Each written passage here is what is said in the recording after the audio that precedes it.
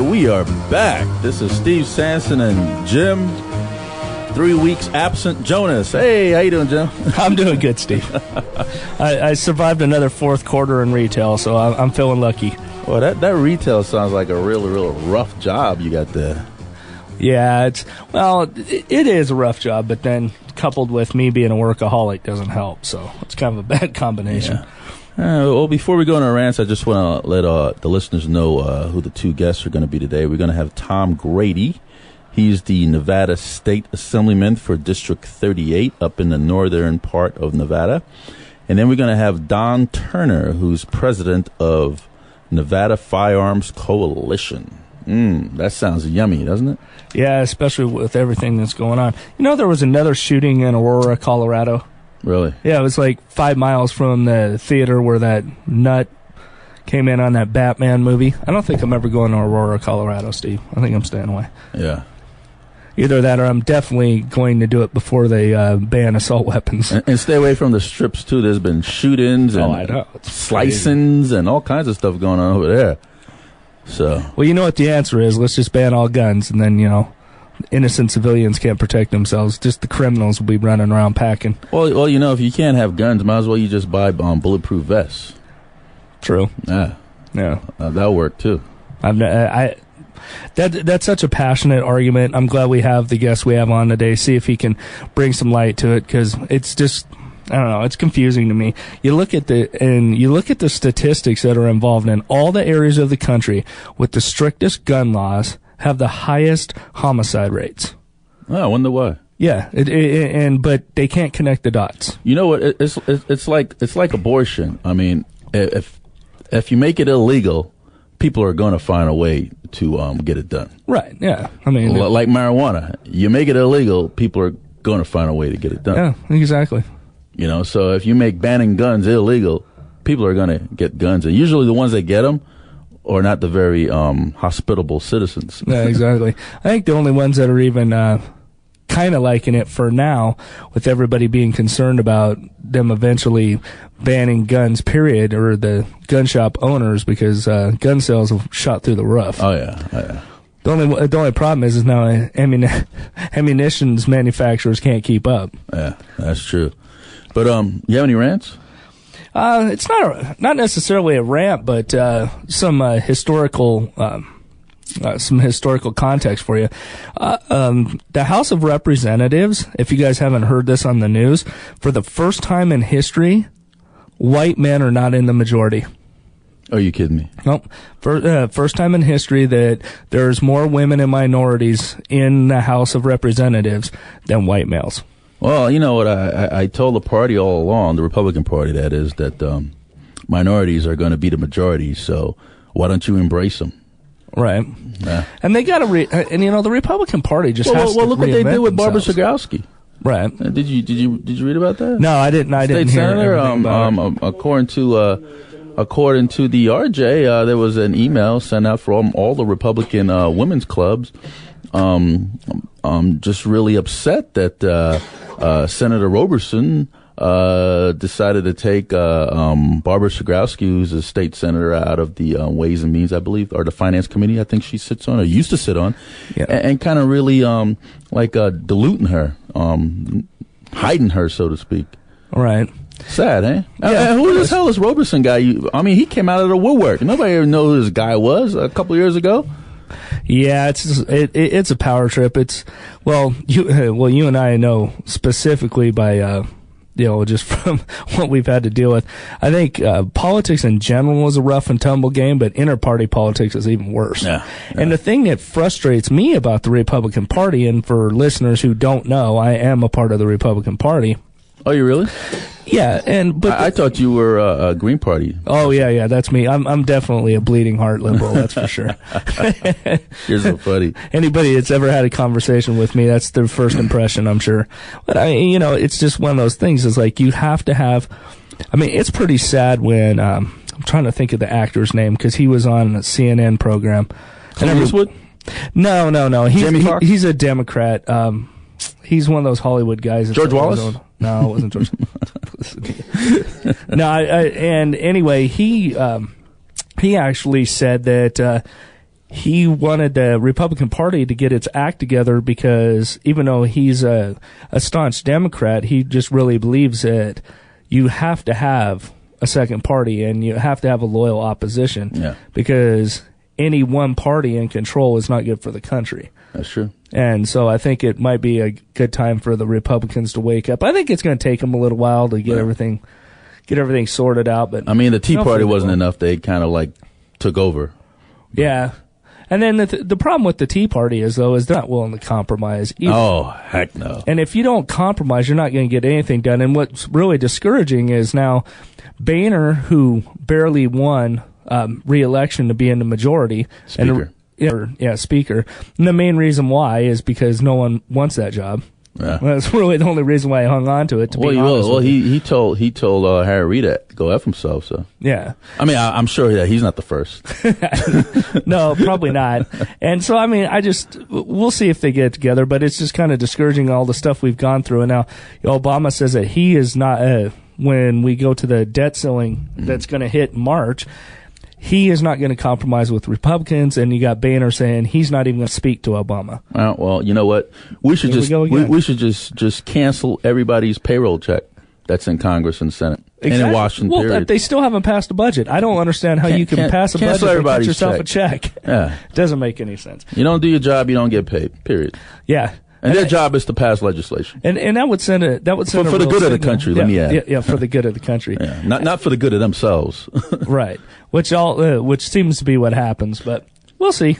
But that's really all I had to say. I just thought that was interesting from historical context that this is the first time in history that the House of Representatives will not have white men in the majority. Well, you know what? What you're just talking about ties into the statement I'm going to read, and also, I wanted to do a public announcement. If anybody that is listening that don't know that Monday at around 10 a.m. in the Clark County Commission chambers, there's going to be a coroner's inquest hearing.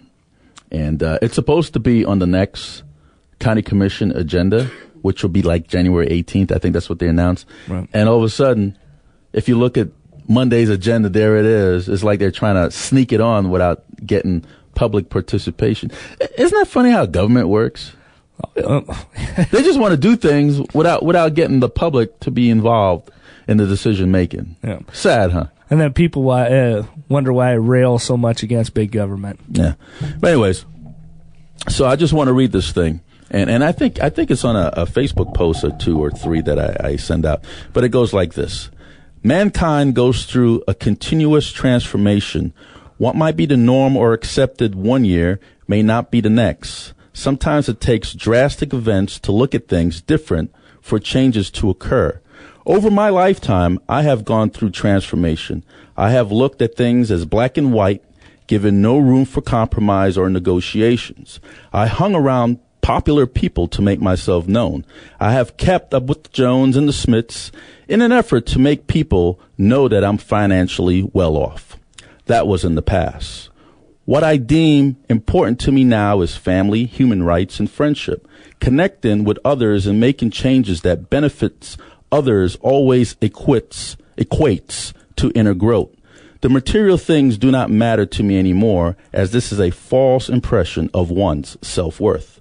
Standing up for people that cannot stand up for themselves is a way of showing self-sacrifice. I would jump in front of a gunfire for people I love, and I will stand up and fight for a stranger if I believe in my heart that it is the right thing to do. All people should be allowed to live their lives without fear or judgment. I will not be afraid to voice my opinions in defense of others. People have turned a blind eye and a deaf ear to corruption, maybe for several reasons, which may include they have gotten used to this as norm. They do not want to be judged themselves, nor do they have the energy to make changes. They are fearful themselves of being a target or having a loss of their own possessions of power.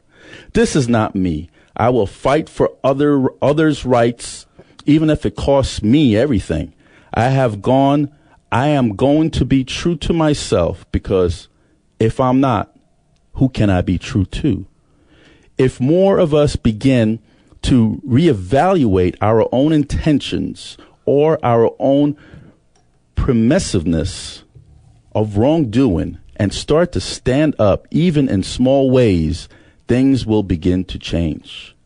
There are two types of people in the world, one that runs towards the fire and the other who runs away. The one that runs towards the fire is willing to give to a greater good and cares more about others than themselves. The one that runs away only cares about themselves and has chosen to do nothing. Change starts with one person. Let's take a commercial break, and we're going to be back with Tom Grady, Nevada State Assemblyman for District Number 38.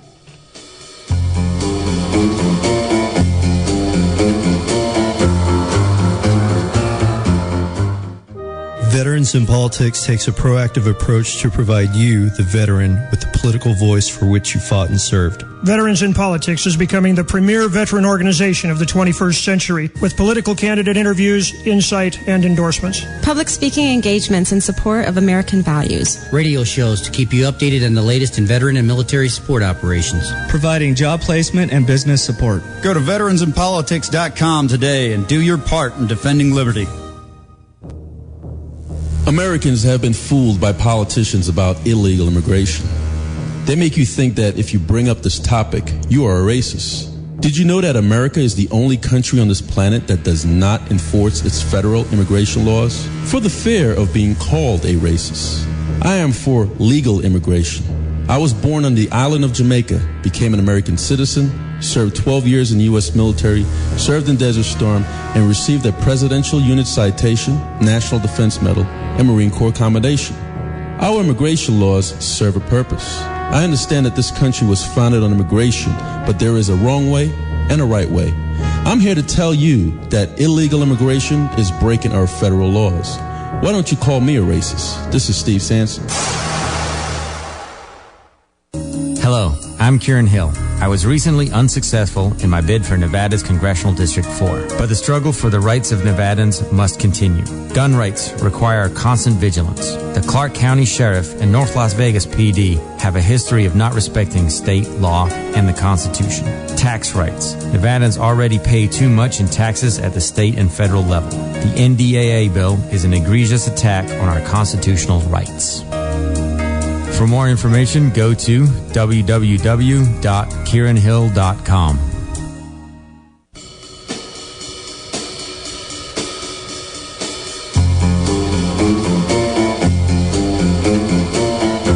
This is Steve Sanson, Jim Jones for Veterans in Politics. We have live from Northern Nevada, Tom Grady, Nevada State Assemblyman, District Number 38.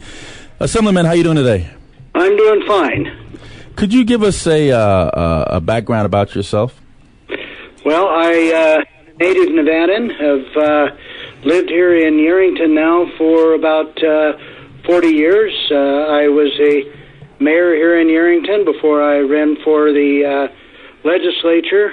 After I was mayor, I worked for the Nevada League of Cities as executive director, representing the cities around the state of Nevada. I'm married to my wife Patricia, and we have 3 children, 7 grandchildren. Hey, well, let me. We did a show last week about the NDAA. How do you feel about that? NDAA or NNDA? What's that called? That abbreviation? Northern Nevada Development. Yeah, that's the one. Okay. No. Don, why don't you jump in? It's the one that allows the federal government to arrest people in the United States using the military without interrogation or detention. That's the one. No, I can't say I'm really versed on it, but we still have some rights as Americans and some rights as citizens of the state of Nevada. Well, why don't you give us your boundary lines up there, Assemblyman? As far as your district, your boundary lines. My boundary lines, I cover all of Churchill County, which is Fallon and the rest of Churchill County, and all of Lyon County, which is Yerington, Fernley, Smith Valley, Silver Springs, except for a portion of the Dayton area, which is next to Carson City. Do you have anything to do with the mining rights up there? Because I'm sure they were saying that they were trying to escalate taxes for the mining rights. Is that true?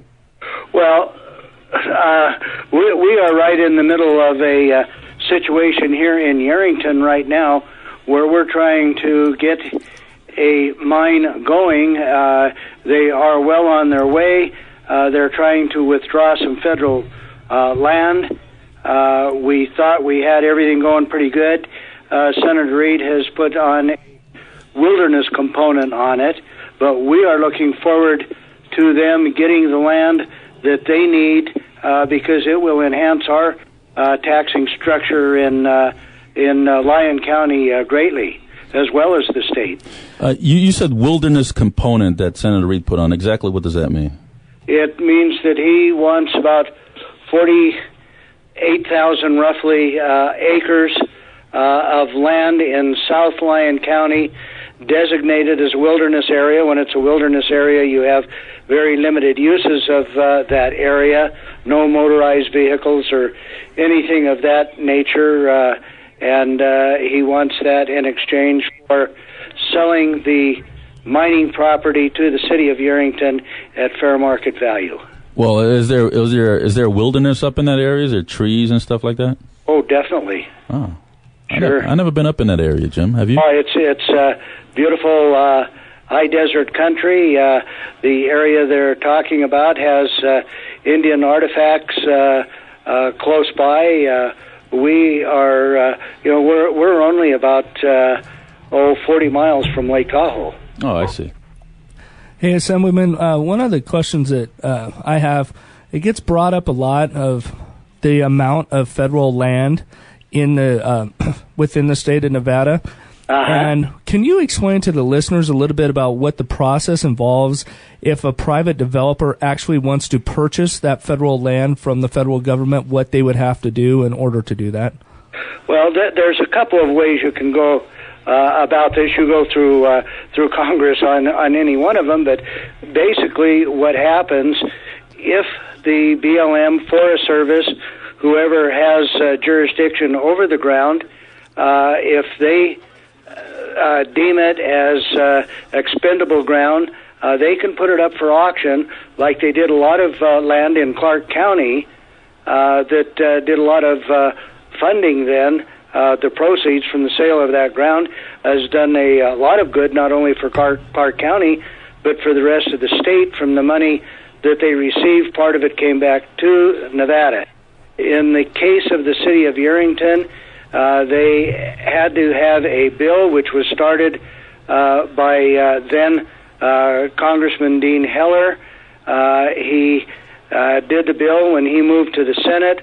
Mark Amity picked up the bill, ran it through the House, got it approved. It went to the Senate for their approval, and it was then that Senator Reid put on the wilderness component, and it's been held up there waiting for the problems to be resolved, but it has to be either way on a congressional vote.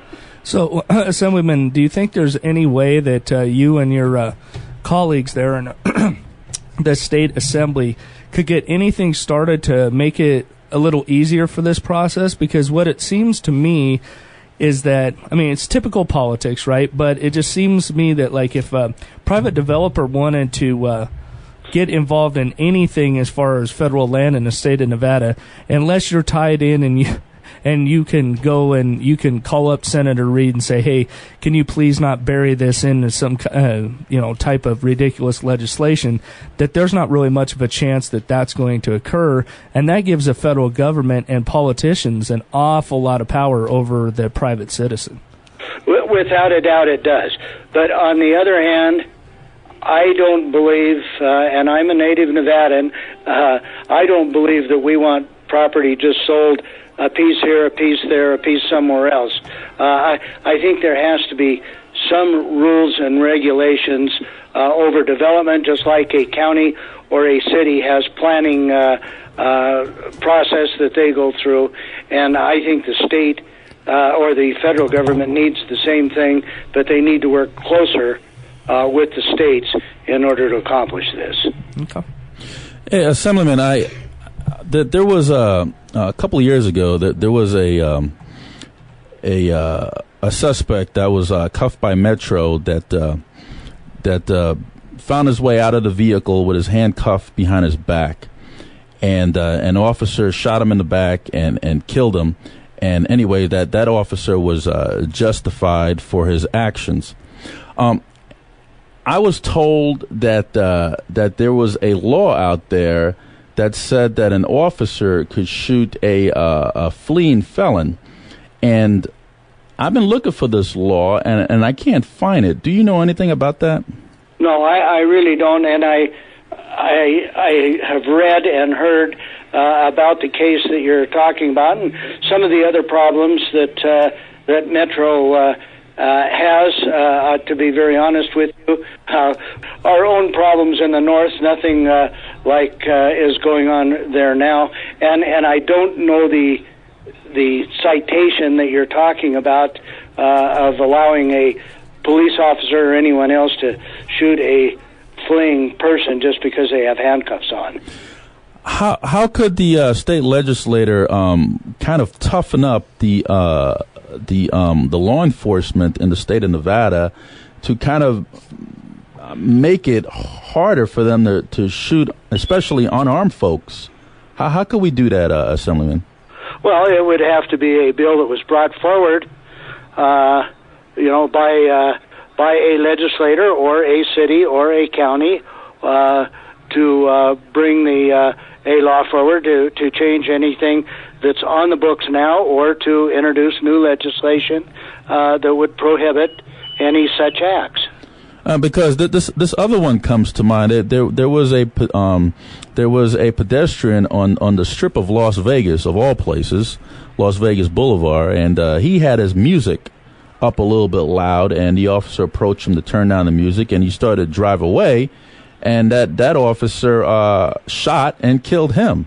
So I'm trying to figure out that if we can't take care of anything in the county or the city's municipality, how could the legislators protect their citizens from getting shot by law enforcement, especially if they're unarmed and the law enforcement is not being threatened at all by the potential suspect? Well, don't you have not only litigation going on there, but isn't there some conversations on how they're going to do coroner's inquests and such things as that in Clark County? I'm not, I'm 400 miles away, so I'm not up to date in everything that's happening within the city or the county in southern Nevada. I'm trying to see if a legislator would have a statewide bill, not necessarily in the vicinity of. I think Clark it would County. have to come out of one of the legislators from Clark County. Better than 2/3 of the legislators are in Clark County. This is where the main problem seems to be. So I think we would be remiss if a northern Nevada legislator brought this forward. I think it should come from a southern Nevada legislator. I see. Well, just to let you know that the sheriff here in Clark County is going to be coming up to the legislators in this session to ask for a 1/4-cent sales tax increase, and what he's saying, he wants to hire more police officers, but at the same time, Assemblyman, with this particular sheriff here in Clark County, he has spent money of the tax dollars wastefully.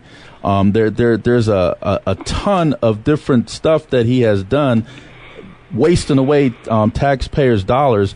But before, I guess what I'm asking you, Assemblyman, before you vote on such an item, do you look into the spending and the budget of a particular entity before you vote yes or no to raise sales tax? And they have to justify why they would need the 1/4 cent. And if I remember right, a few years ago, the same subject came up, and I believe at that time the sheriff was granted a 0.5%, if I remember right, but it was split into two sections, a 1/4% that year to go into effect, And this could be the second portion of that, the other 0.25%, and the whole reason it was split into two is so the sheriff would have to come back and justify why he needs another 0.25%. And I believe that is part of the same bill. If this is an additional 0.25% on top of that, I guess my first reaction would be take it to at least a vote of the people, and it could be an advisory ballot question to see how the people in Clark County, Las Vegas, wherever it would cover, how they feel about it. Well, I think we're clear on raising taxes here in Clark County because there was two bills, and one was to improve disenfranchised schools. And they wanted taxes raised on property tax for that, and the voters said no to that. So I don't see the voters saying no to any type of taxes anytime soon. Well, but see, I just don't feel comfortable as a legislator saying, yeah, the people in Clark County don't want this tax, so you legislators that don't live here, that don't pay the tax, go ahead and approve it because it's not going to hurt you. Well, it hurts the taxpayers in the state of Nevada, and I don't think these taxes can be raised like that just year after year after year without some input from the citizens. That's why you have a county commissioner. That's why you have city councils.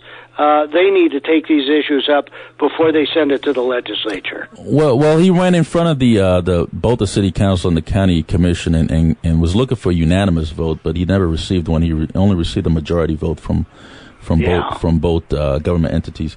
On a different note, Assemblyman, you know that Assemblywoman Michelle Fiore is going to be proposing a bill to have guns in schools, or I believe in higher education. I don't know necessarily. Higher education, I believe. Yeah. How do you feel about that? I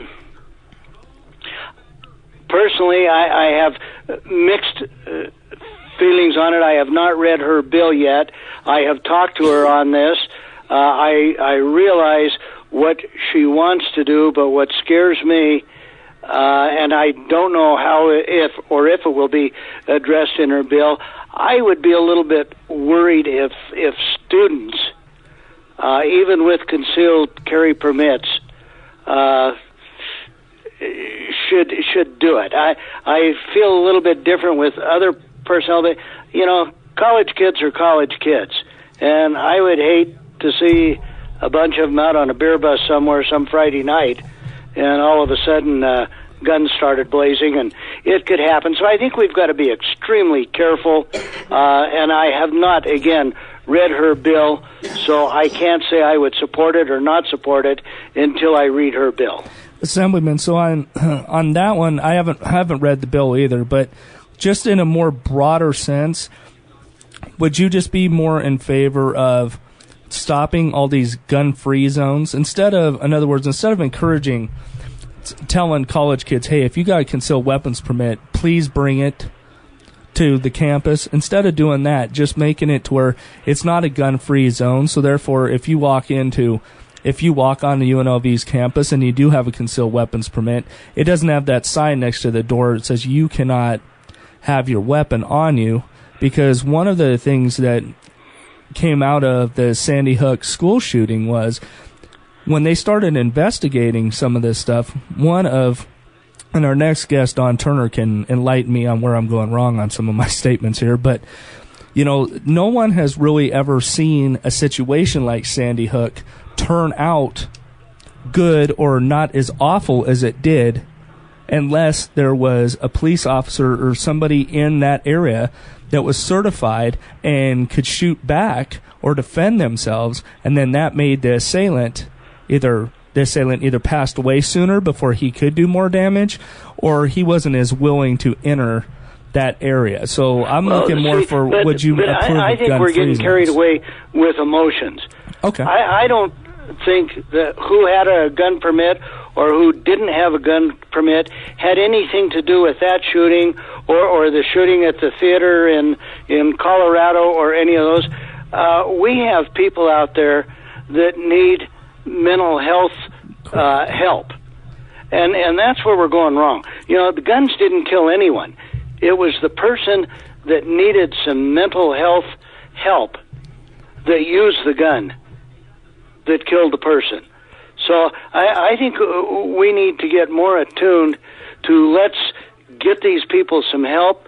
You know, what are we doing now? We're throwing them in our county jails, and they're full.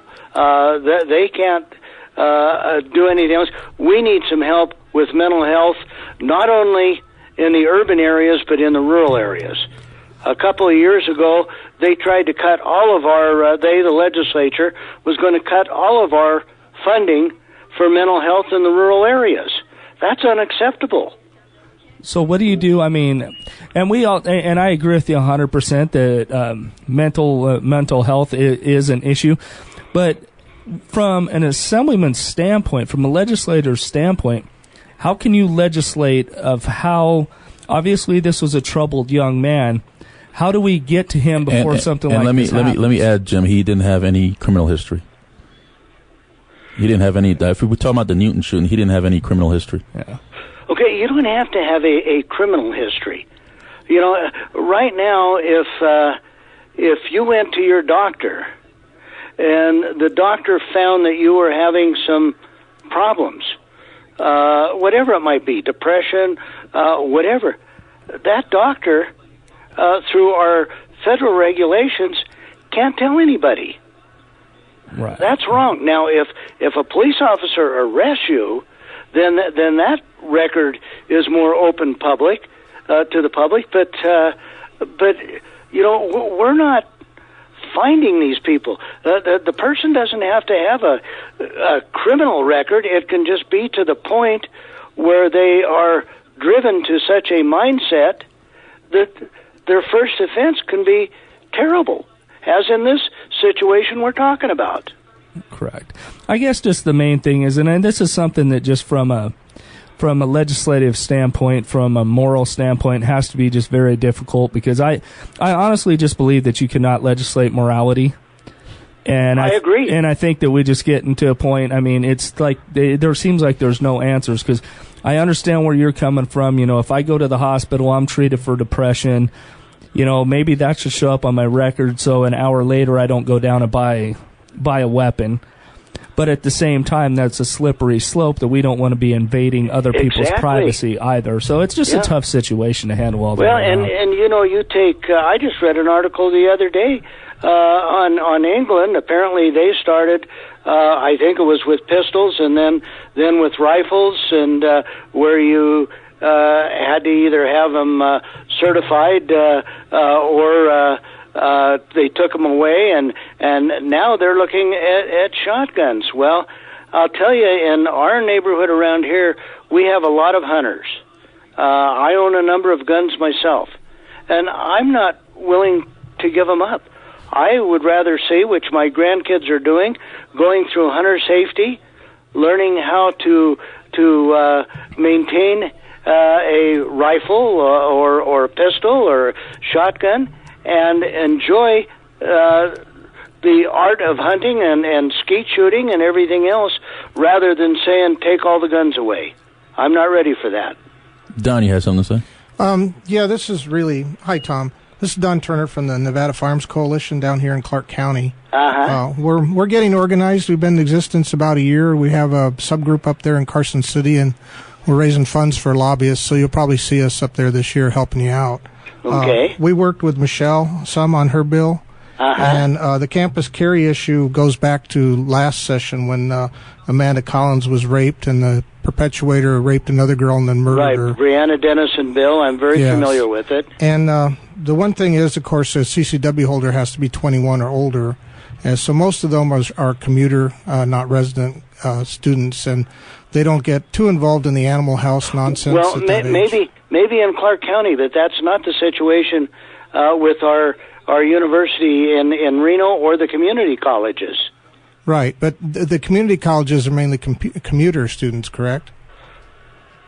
Well, again, not necessarily in the north. Sure. One of the problems is when you ban the CCW for students is they're unarmed from the time they leave their house to the time they come back to their house. So if Sure. they're doing anything else, I realize that, and maybe there has to be a compromise that so many personnel that are hired by education are given the permits and can carry. There's just a lot of work that needs to be done. Sure, I'm not opposed to the bill. I'm just afraid what some of the consequences might be if we don't look at it as a statewide bill, not just for UNLV. Correct, I understand. One of the things in the current statute, it allows the president of the universities to issue a permit or letter for a person to carry CCW, and it also provides that the Board of Regents is supposed to make rules and regulations for carrying. The Board of Regents has never done that, so the provisions are already in statute, and sometimes we think maybe a law isn't nearly as necessary as somebody passing a bill that would force them to do the duties that are already in the statute. So sure. that was one thing. On the school shootings, which is really sad, there is some data coming out now that a lot of the people who have been involved in those acts of rage, basically, or insanity, have been on antidepressant drugs or coming off. That was really true with the VMI shooter. Sure. And nobody, I know that President Obama has given Vice President Biden 1 month to come up with solutions, yet the Newtown Police Department says it'll take them over 6 months to analyze the real reason and the motives behind the shooter. And so there's this headlong rush of the sheep, basically, to ban guns, and we really don't know. I suspect there's... And that'd be the worst thing that we could do, is vote on emotion rather than fact. Correct. And I would be willing to bet that in the long term we're going to find out that this treatment of young people for ADD and ADHD chemically is causing problems. That's my opinion. Well, and it could be. And I think that's why, as we've been saying, there needs to be a lot more study than a couple of months. Yes. We have a problem, and saying banning guns will solve the problem, it won't, because criminals will still have guns, and then it will be the honest citizen that is the only one that's unarmed. That's true, and one of the things that bothers me about this whole rush to ban guns is that, we have a lot of firearms in the United States, and the recent FBI statistics have shown that more people are killed with hammers than they are with rifles in a year, and we're at a headlong rush to destroy basically a tenet of the Constitution, which has nothing to do with hunting. It has to do with the people's ability to defend ourselves against tyranny, to make sure that, I believe I heard, and I didn't catch the whole story, but in Japan, there was like 25 children that were killed with a knife. Yes. And people are still killed. So are we going to ban knives next? Well, people are still killed more with hands and fists than any other device. Sure. So the scary part is just this headlong rush to attack the Constitution, and that's what a lot of us find worrisome. Well, and rightfully so. Yes. Well, we really appreciate your support and help up there, and we'll be up there, so I'm sure we'll have some discussions. Well, I look forward to you coming by. The doors are always open. Thank you. Thank you, Assemblyman. Could you give us your point of contact? Say again, please. Could you give us your contact information? Okay. My home phone number first, which I use as an office, is 775-463-2612. At the legislature, it is Tom Grady, Assemblyman, District 38, 401 South Carson Street, Carson, 89701. Phone number is 775-884-8507. Fax is 775-684-8533. And you can reach us by www.leg.state.nv.us. You remembered all that, Assemblyman? No, I've got my business card right in front of me. Well, Assemblyman, thank you so much for coming on the show. I'm looking forward to seeing you up in Carson City. We'll look forward to it. All right, that's Tom Grady, Nevada State Assemblyman for District Number 38. This is Steve Sanson, Jim Jonas for Veterans in Politics. Don't go away, folks. We're going to have Don Turner, President of the Nevada Firearms Coalition.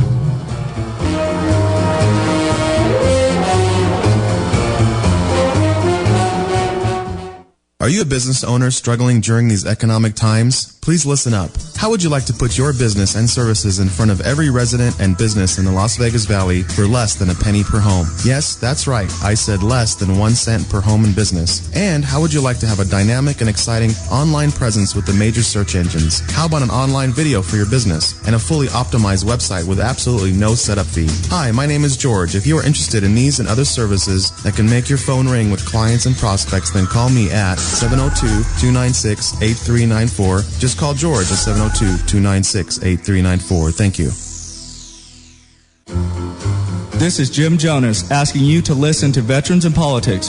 Veterans in Politics is a weekly broadcast internet talk show hosted by myself, Jim Jonas, and Steve Sanson, president of Veterans in Politics Incorporated, that airs every Saturday from 2 p.m. to 3 p.m. at www.vegasallnetradio.com.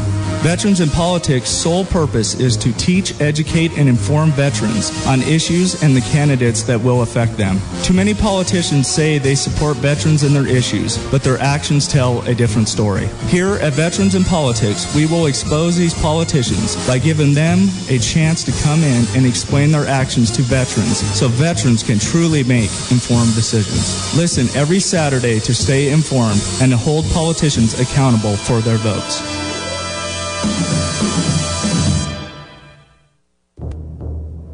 While growing up, I've always asked my family, who is my father? I was told the name of a man. When I became older, I looked.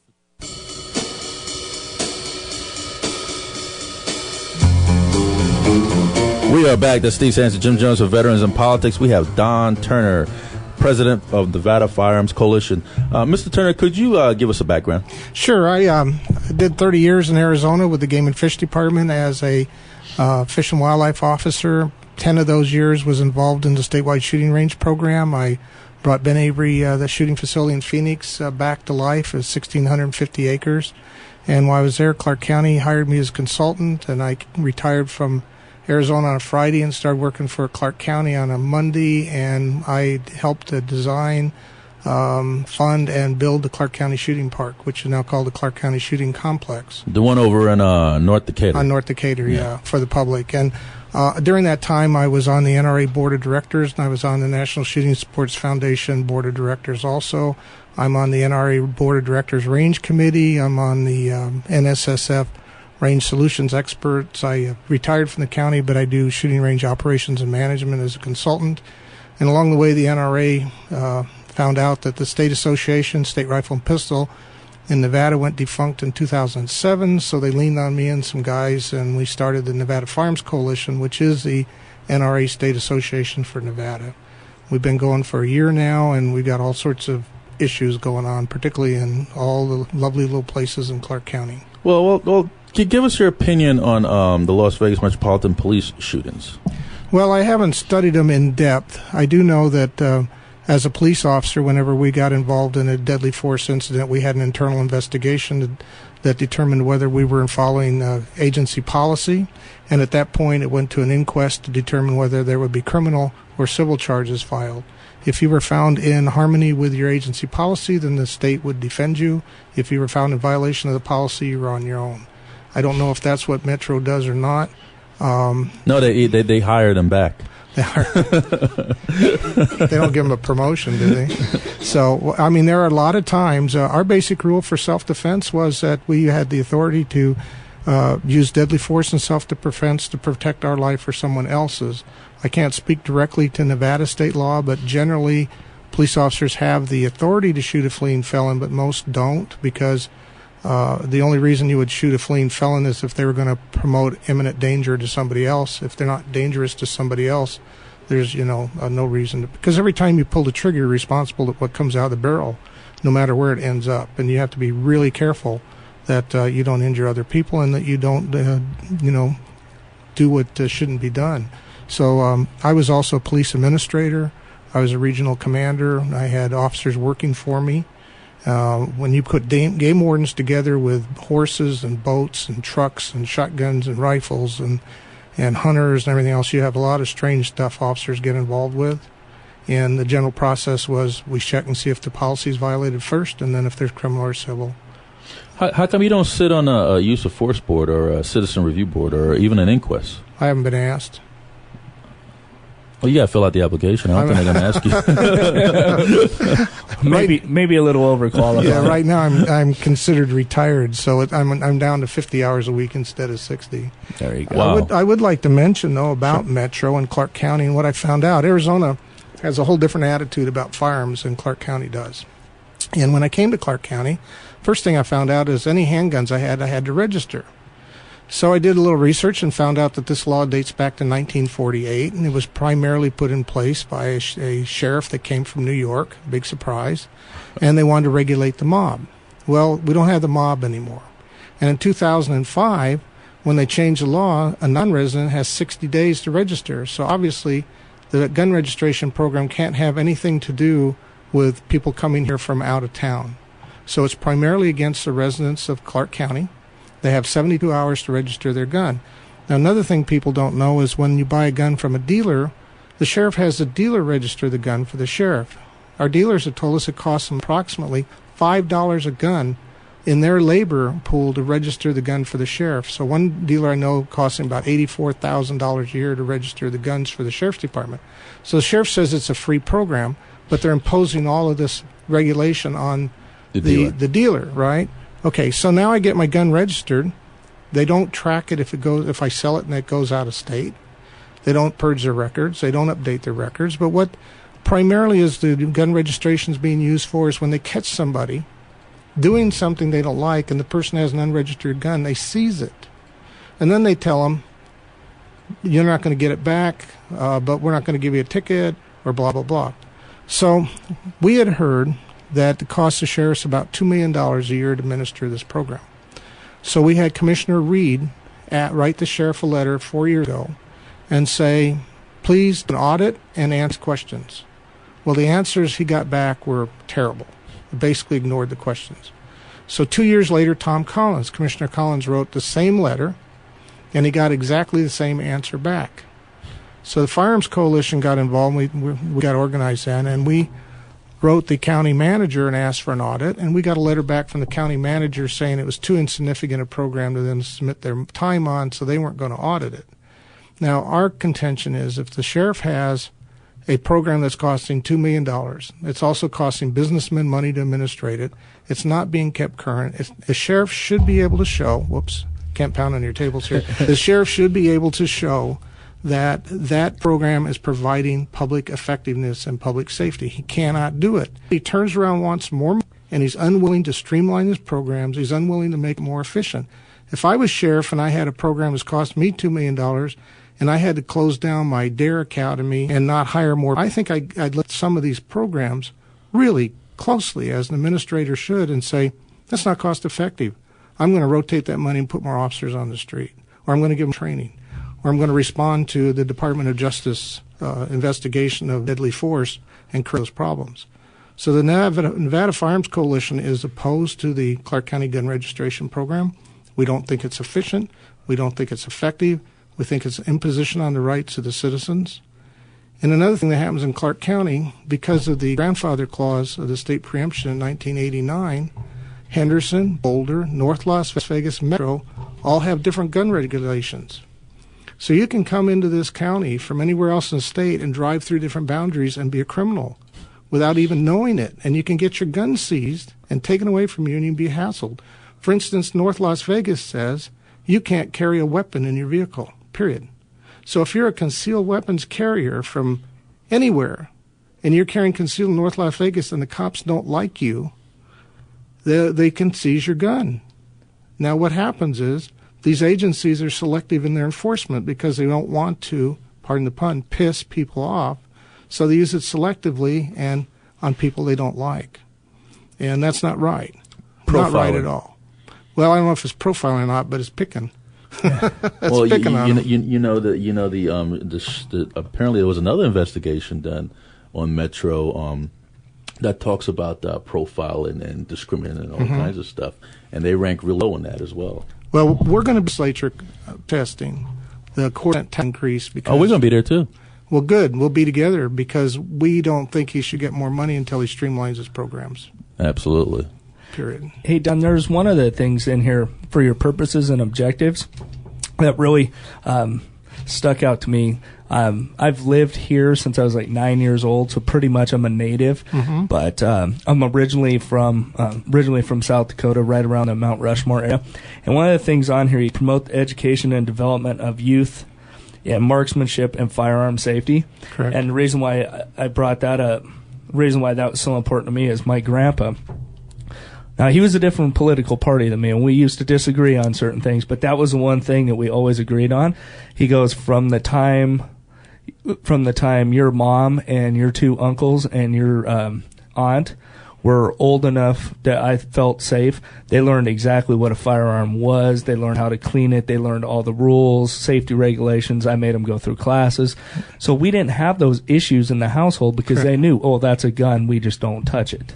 That's true. Or there's really purposes for it. And I think when we get to the mental health issue part of it, too, is it's from that very beginning age. Like, I can guarantee that a Faith Sanson will know exactly what a gun is and what its purpose is and what not to do with it.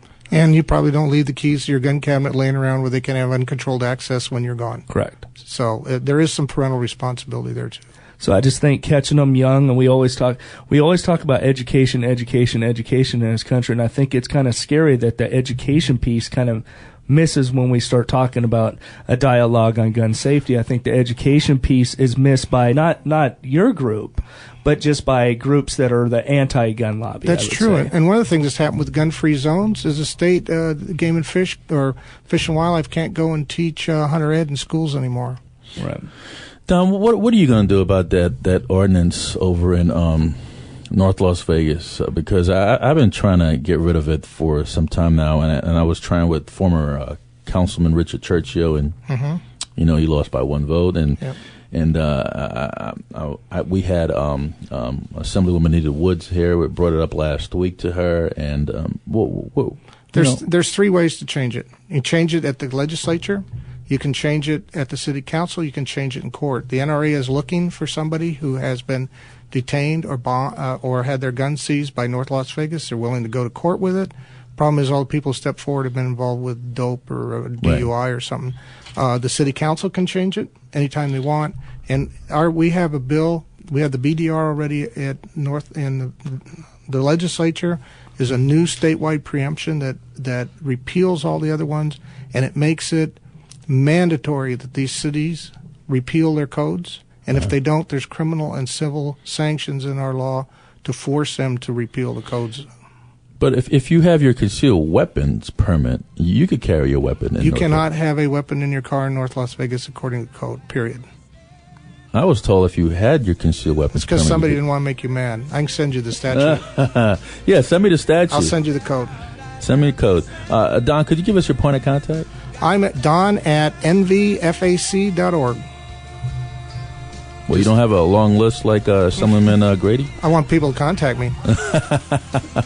That's thank you so much for coming on the program. Thank you for having me. It was a pleasure. That's Don Turner, President of Nevada Firearm Coalition. This is Steve Sanchez, Jim Jones for Veterans in Politics. Until next week. Next to you and defend her still today. 'Cause there ain't no doubt I love this land. God bless the USA.